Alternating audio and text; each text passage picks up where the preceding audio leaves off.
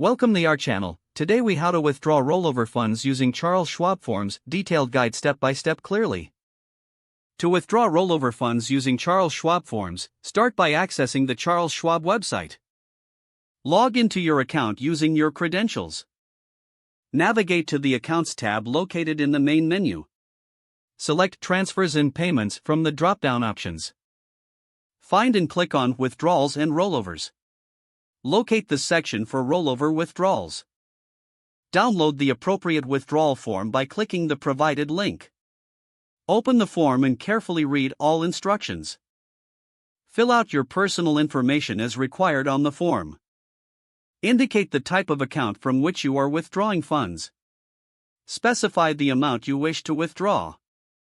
Provide information about the institution receiving the rollover funds. Ensure all details are accurate and up to date. Review the completed form for any errors or missing information. Sign and date the form at the designated section. Next, gather any additional documents required by Schwab. Prepare to submit your form and accompanying documents. You can fax, mail, or upload the documents through the Schwab website based on your preference. If mailing, ensure you have the correct address to send your documents. After submitting, wait for confirmation that your withdrawal is in process. Monitor your account for updates regarding the status of your withdrawal. Keep records of all submitted forms and correspondence for your reference. Contact Charles Schwab customer service if you have any questions during the process. If the page does not load, refresh the browser or try again in a private or incognito window. Make sure you are using the correct email address, then retype it carefully to avoid small typos.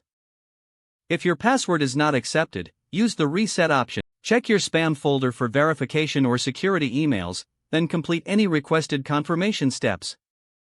Enable two-factor authentication if available to improve account security and reduce unauthorized access risk.